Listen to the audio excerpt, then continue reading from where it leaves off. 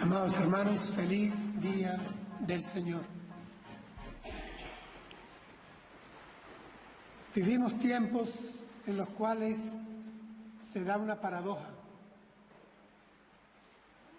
Se predica y se desea tolerancia, armonía, unidad.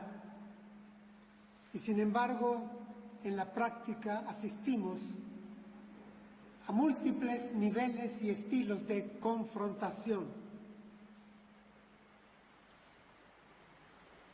El título de nuestra predicación en esta mañana es precisamente ese: confrontación. Nos hemos de remontar a uno de los viajes misioneros que realizó Pablo apóstol junto a Silas. En esta oportunidad, en su viaje, el Señor les indicó que fueran a Macedonia, al norte de Grecia, a una gran ciudad que había sido fundada por Filipo II, el padre de Alejandro el Grande. Y es en esta ciudad en donde se va a dar el inicio, el comienzo de una obra de predicación y de extensión del reino. El fruto vendrá más adelante. Allí nacerá la iglesia que conocemos como la iglesia de los filipenses, a quien Pablo escribe una carta que tenemos en nuestro Nuevo Testamento. Pero lo cierto es que tuvo su precio, su costo, ese inicio. Y el costo fue, el precio fue la confrontación. Porque donde quiera que se extiende el reino de Dios, se da la confrontación con el antirreino. Esto es lo normal, lo necesario que ocurra. Es imposible evitarlo. Donde la luz llega, las tinieblas salen.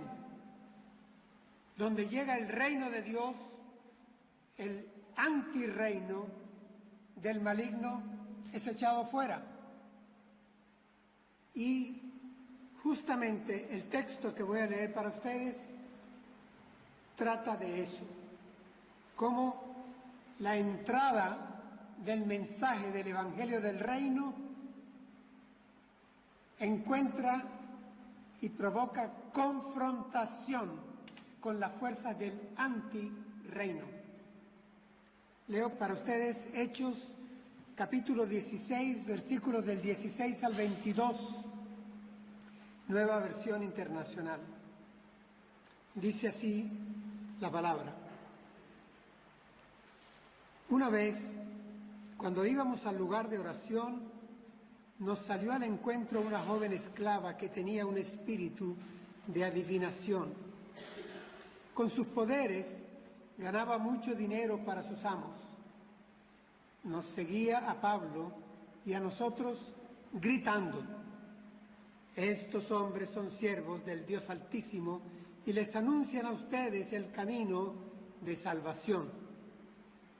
Así continuó durante muchos días. Por fin, Pablo se molestó tanto que se volvió y reprendió al espíritu. En el nombre de Jesucristo te ordeno que salgas de ella.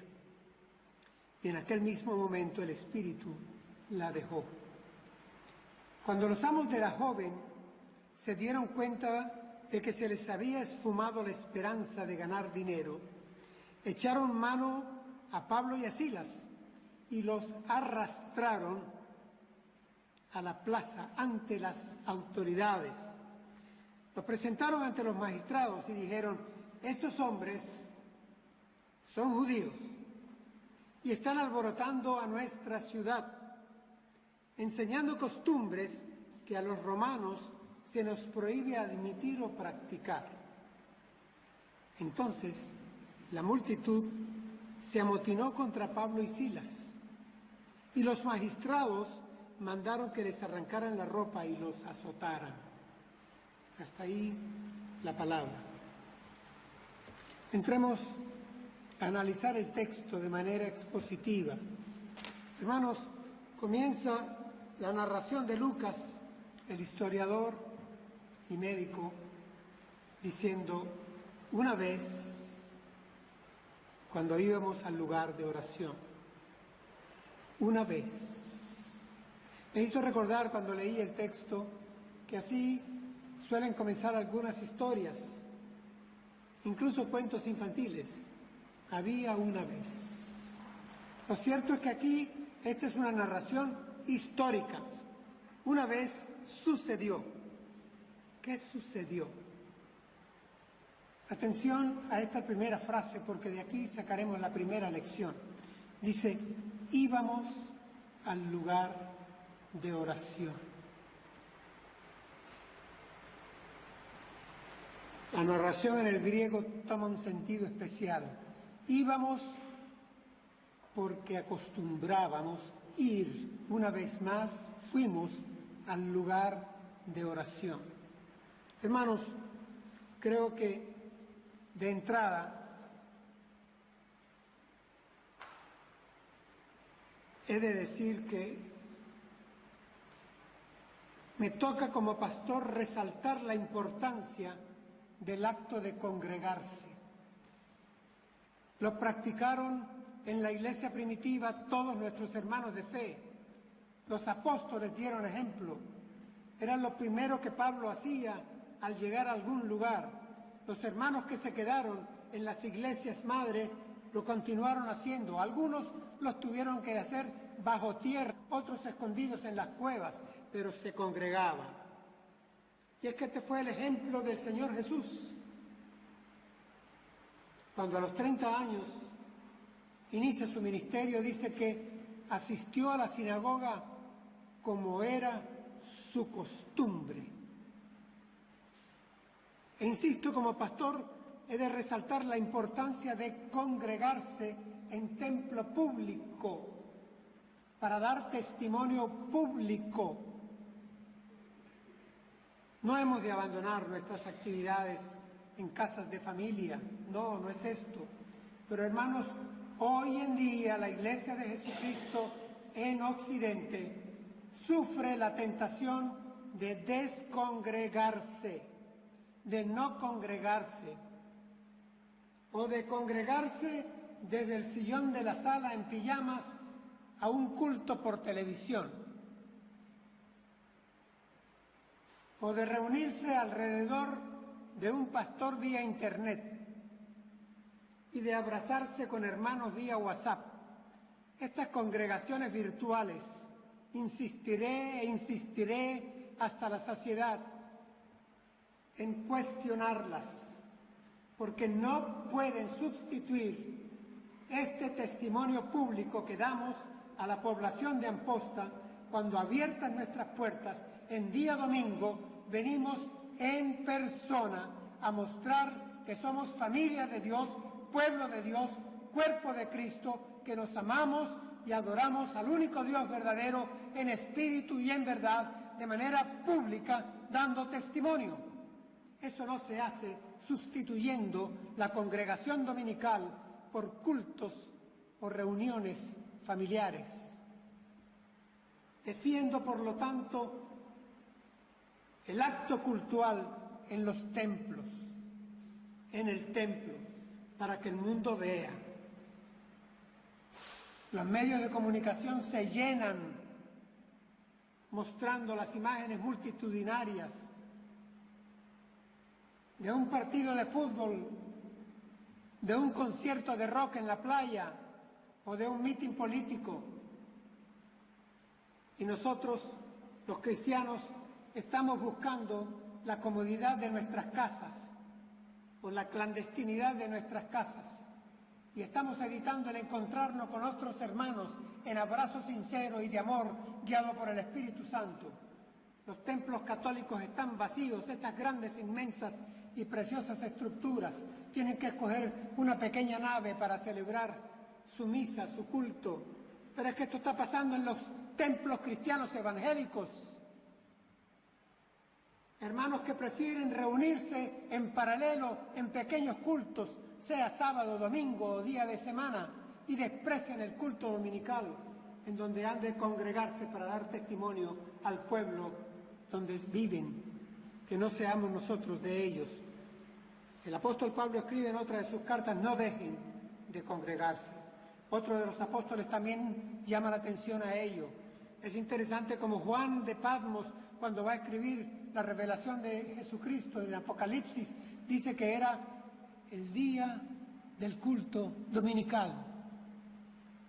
Es decir, la iglesia primitiva lo respetó, lo cuidó al precio que le costó congregarse en culto público. Y esta es la primera lección.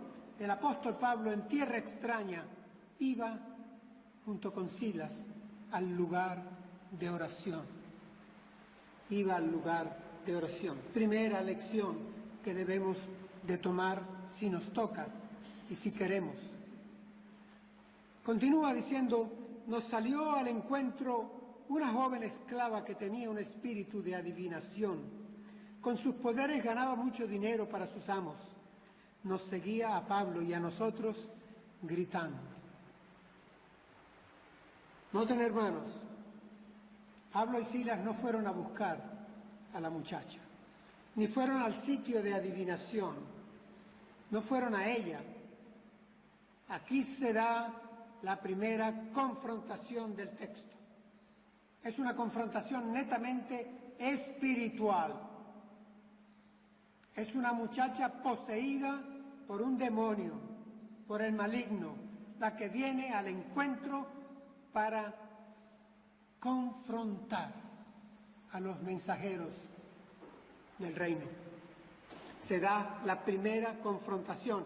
Es ella la que nos salió al encuentro, dice Lucas al narrar. Nos salió al encuentro una joven esclava que tenía un espíritu de adivinación.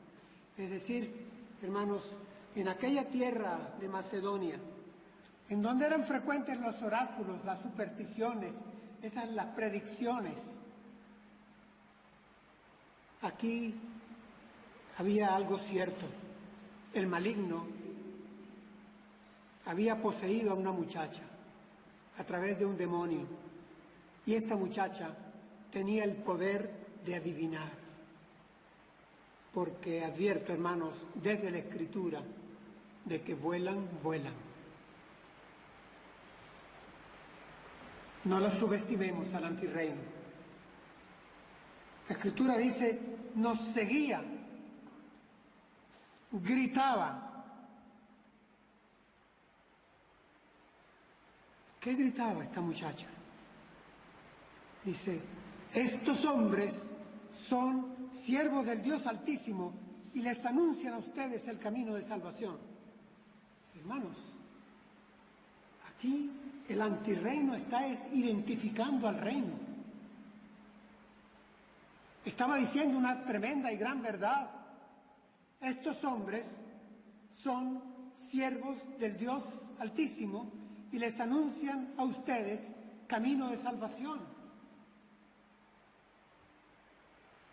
El antirreino identifica dónde está el reino, haciéndose presente, y va a la confrontación. Esta muchacha no está haciendo de pregón, no está haciéndole un favor de propaganda a Pablo y a Silas y al mensaje del reino. Había regiones del Imperio Romano, y Macedonia era una de ellas, en donde era prohibido hacer proselitismo de dioses extraños.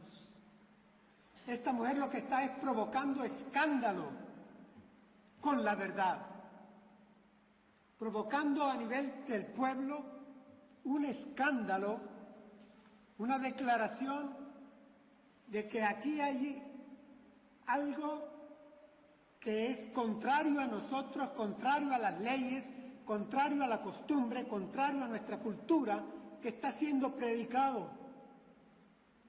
en el nombre del Dios Altísimo. Está siendo identificado como camino de salvación. Eso es lo que está haciendo esta muchacha. El antirreino identificando al reino.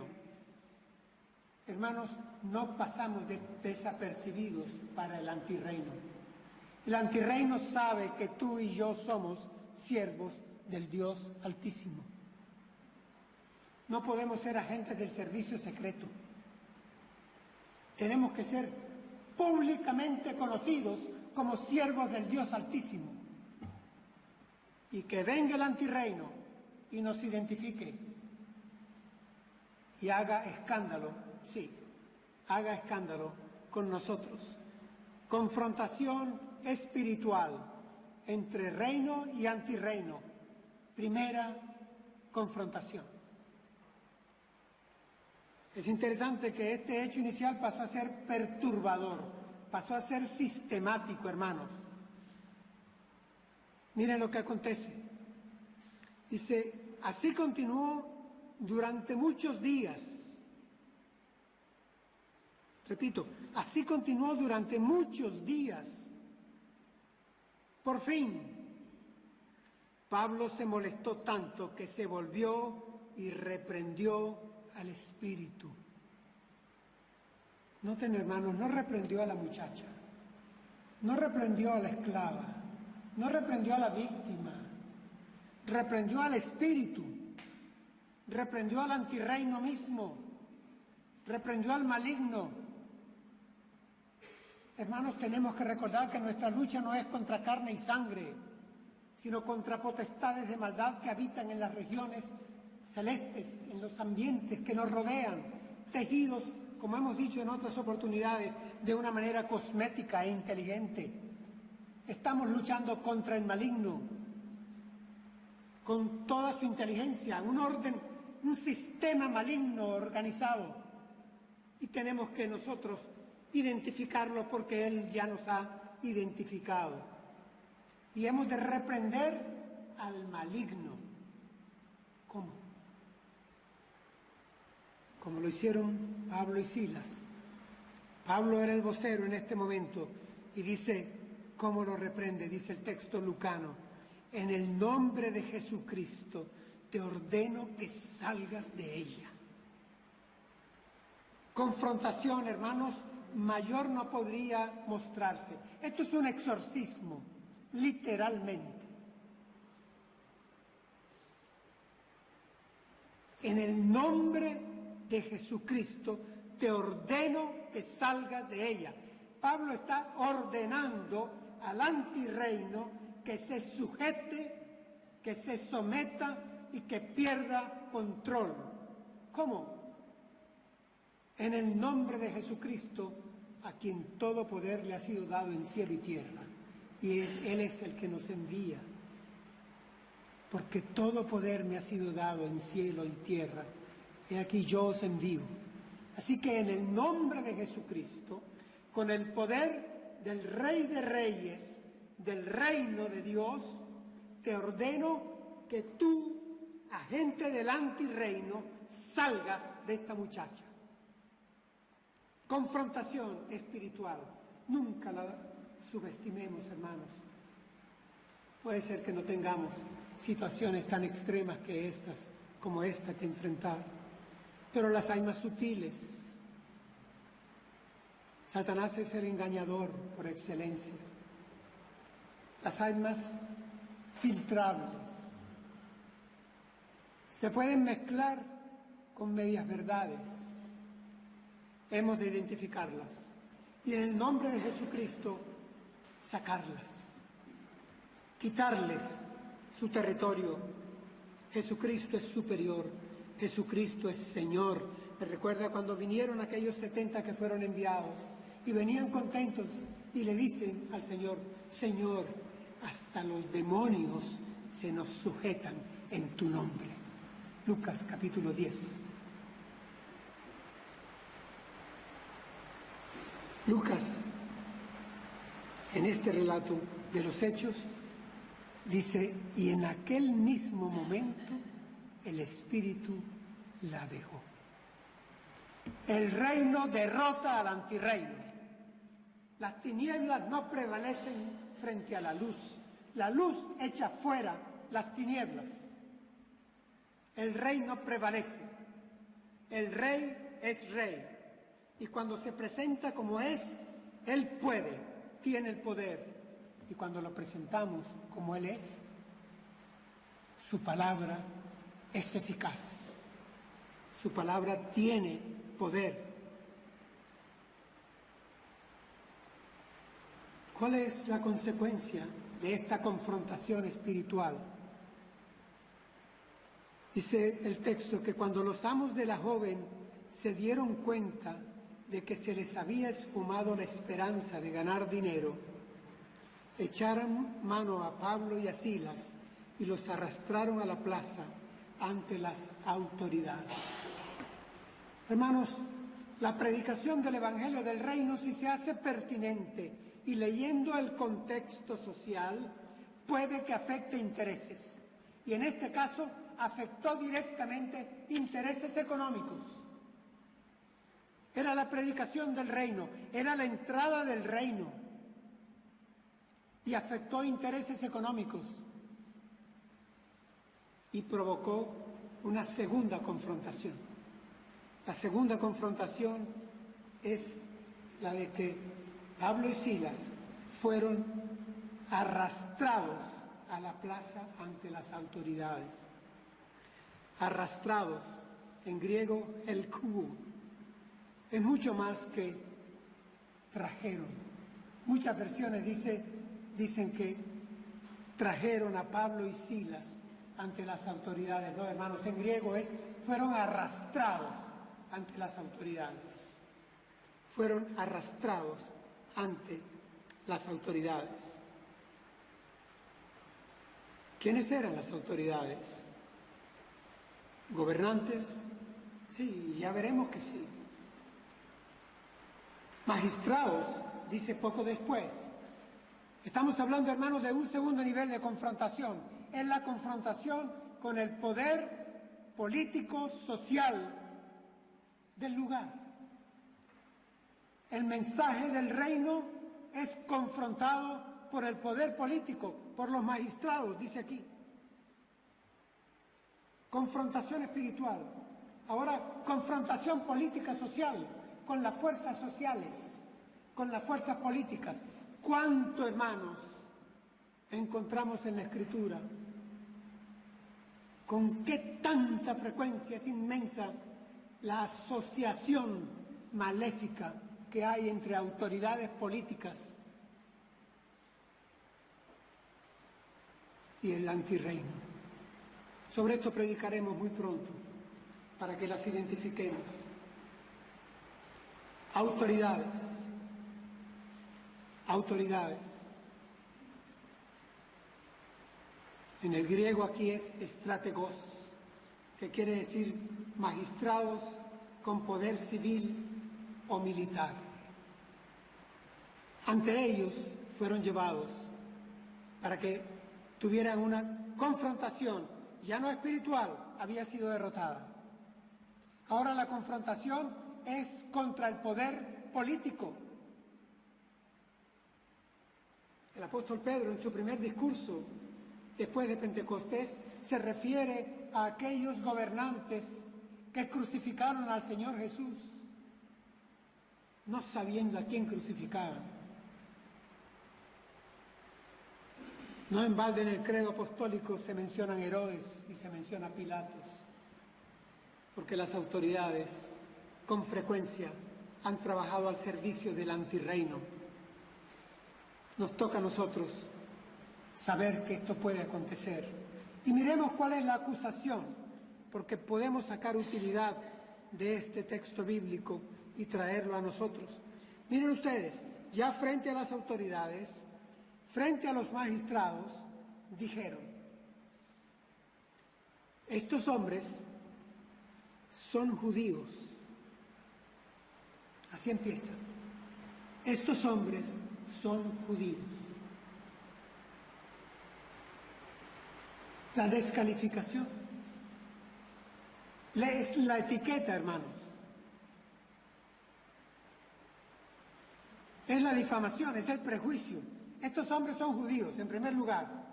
Estamos en Macedonia, bajo el Imperio Romano, y estos hombres son judíos. Vamos, este predicador es venezolano, que no es catalán, que no es español, no es valenciano, viene de otro lugar. Estos hombres son judíos, es lo primero. Hermanos, cuidado, que hoy en día la tendencia, una vez más en Occidente, es que seamos consumidores de etiquetas.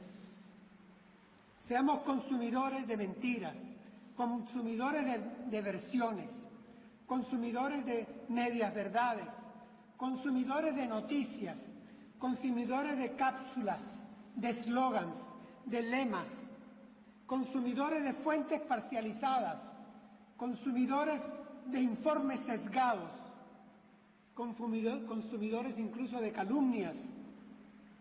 Esto puede pasar. Y aquí lo primero que hacen estos hombres es descalificar a los mensajeros del reino. Estos hombres son judíos. Este pastor es, este misionero es, aquel mensajero es, tú eres, yo soy. Lo primero que van a hacer es descalificar nuestra, ¿qué? Procedencia, grado, instrucción, estilo, ¿qué? A estos les pusieron fue un estigma. Es una carga negativa, la que fuere. Si la confrontación espiritual no lo logra porque es derrotada, vendrá el estigma. Y vendrá el estigma contra ti o contra mí o contra nosotros o contra nuestra denominación bautista o contra nuestra congregación. Vamos, en esta congregación no hay el fuego del Espíritu. Esta es una congregación triste. Pondrán los calificativos, vendrá el estigma. Porque está siendo derrotada la confrontación espiritual con la palabra de Dios en el nombre del Señor Jesucristo. Y se buscan otras maneras de descalificar raza, religión, en el caso de Pablo y de Silas. ¿Cómo continúa el texto? Estos hombres son judíos y están alborotando nuestra ciudad. Hasta ahora han guardado silencio. La verdadera razón por la que los traen es porque se les acabó el negocio. Esa es la verdadera razón. Porque hubo un exorcismo, porque fue derrotado el maligno, porque fueron derrotados espiritualmente. Pero esto no lo mencionan. Ahora, estos son judíos. He ahí un prejuicio para los magistrados, para que se pronuncien. Y lo segundo, que están alborotando la paz social. Vamos, esta iglesia estaba tranquila hasta que llegó este hombre.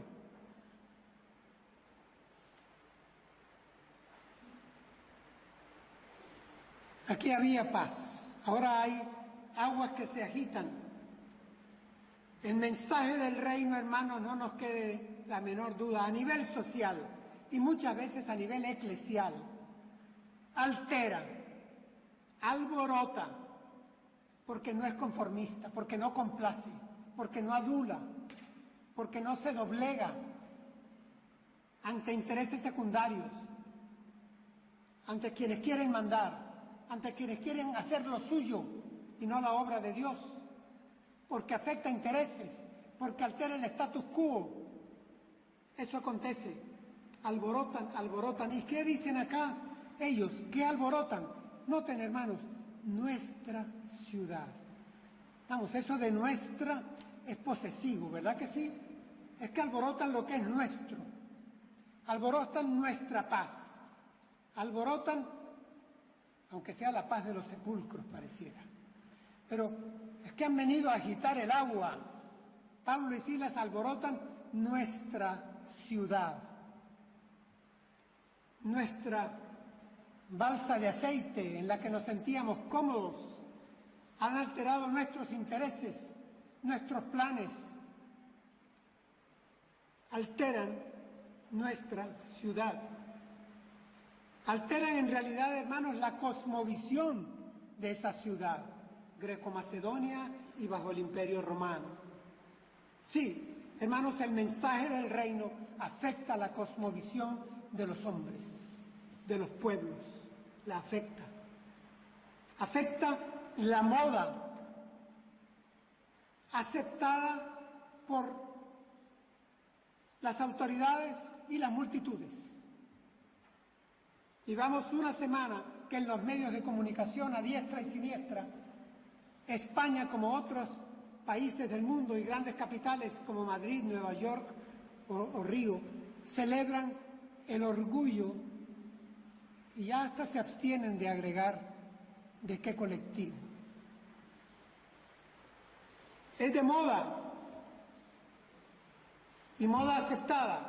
Los partidos políticos se caen a codazos por estar representados y por sacar votos de estas manifestaciones. Y nosotros los cristianos evangélicos callamos vergonzosamente ante expresiones del antirreino. Porque no es popular hacer tal. De esto también trataremos, les prometo, en próximos sermones. Y continúan las acusaciones, no nos quedemos acá. Dice, enseñando costumbres que a los romanos se nos prohíbe admitir o practicar. Enseñando costumbres. Sí, hermanos, sí. Cuando se presenta a Jesucristo, se alteran las costumbres.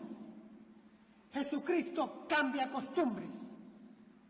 El Evangelio de Dios y el Evangelio del Reino cambian las costumbres de los hombres, de las familias, de las parejas, de los hogares, de los pueblos.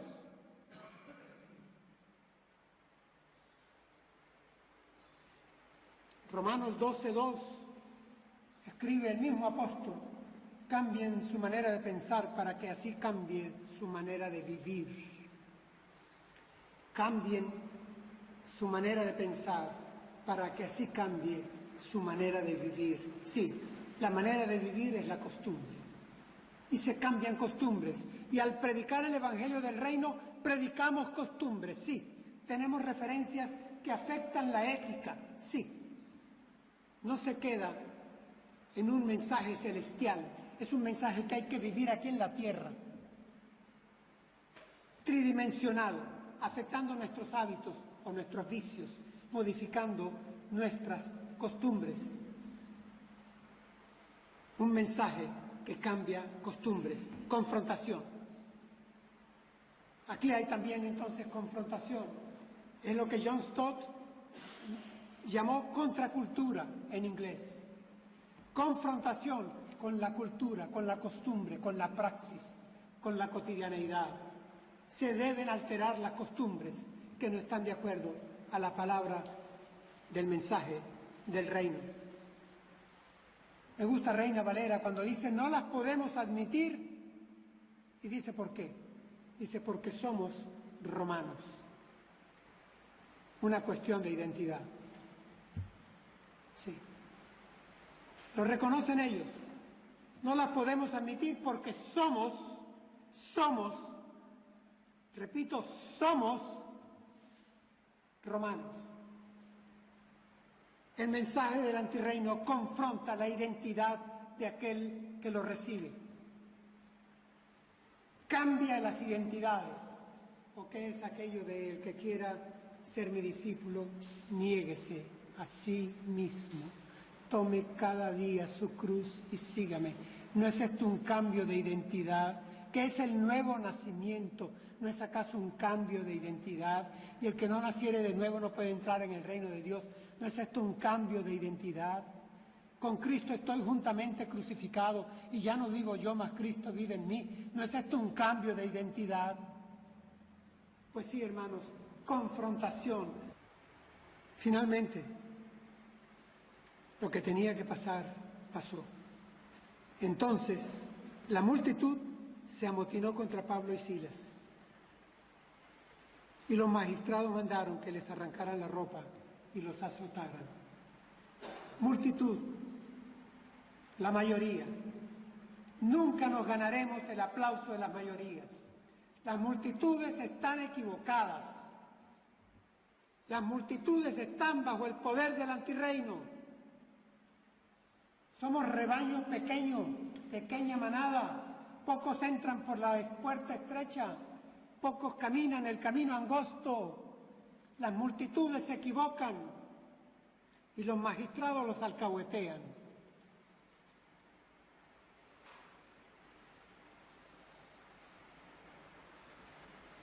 Gobierno y pueblo, la mayoría. Confrontación con una minoría. Eran solo 2, 3 hombres. Confrontación y rechazo. Provocó rechazo, provocó persecución, provocó dolor. Esa noche provocó cárcel. En la tarde provocó azotes. Les azotaron. ¿Por qué razón? Porque somos romanos, porque alteran nuestras costumbres, enseñan otras, porque alborotan nuestra paz, porque modifican nuestra identidad, porque son extraños o extranjeros. Miren, hermanos, hoy en día se disfraza el rechazo y le voy a poner breves ejemplos. Lo rechazo porque en nombre de mi inteligencia lo rechazo, porque soy moderno y esto de hablar de Jesucristo y del reino de Dios y de la vida eterna, esto es antiguo, esto es para viejos, esto es para gente ignorante. Yo tengo una mente amplia. Estos cristianos evangélicos son de mente estrecha. Vamos, yo soy científico. Esta gente habla de fe. Viven en el pasado, están anquilosados. Nosotros somos prácticos, ellos son puros teóricos. Vamos, nosotros somos jóvenes de pensamiento, somos del siglo XXI. A estas alturas, ¿cómo se les va a ocurrir? Estas son las formas como nos descalifican y descalifican el mensaje. Yo no, a mí no me interesa eso. Eso ya lo tengo superado. Eso no va con mis intereses. Ahorro a otro perro con ese hueso. Miren, hermanos, les voy a leer la Biblia para que sepan por qué la mayoría rechazan el mensaje del reino de Dios. Juan 3:19. Y esta es la condenación, que la luz vino al mundo y los hombres amaron más las tinieblas que la luz porque sus obras eran malas. ¿Estamos claros? Déjense de espuma que cubran, déjense de maquillajes. Aquí no valen disfraces, aquí hay una confrontación existencial. Aquí hay intereses de vida y esta es la lucha del bien y del mal. Es decir, este es el enfrentamiento que lleva el mensaje del nuevo orden frente al viejo orden establecido. El apóstol Juan, cuando escribe su última carta, dice: hijitos, sabemos que somos de Dios, pero también sabemos otra cosa. ¿Recuerdan qué dice y qué advierte? El mundo entero está bajo el poder del maligno. Sí, hermanos, confrontación. Sé que el mensaje de hoy no es agradable, pero es bíblico. Y voy a atreverme a decir algo más a manera de cierre. Si no hay confrontación, es que hemos descafeinado el mensaje del reino. Lo hemos edulcorado para hacerlo aceptable y estamos alterando el centro mismo del mensaje. Que no sea esto lo que hagamos. Aceptemos la confrontación cuando ella nos busque. Cuando venga el antirreino, aceptémosla en el nombre del Señor Jesucristo y la venceremos. Demos gracias al Padre. Tarea no fácil. Nos ha sido confiada. Seamos fieles.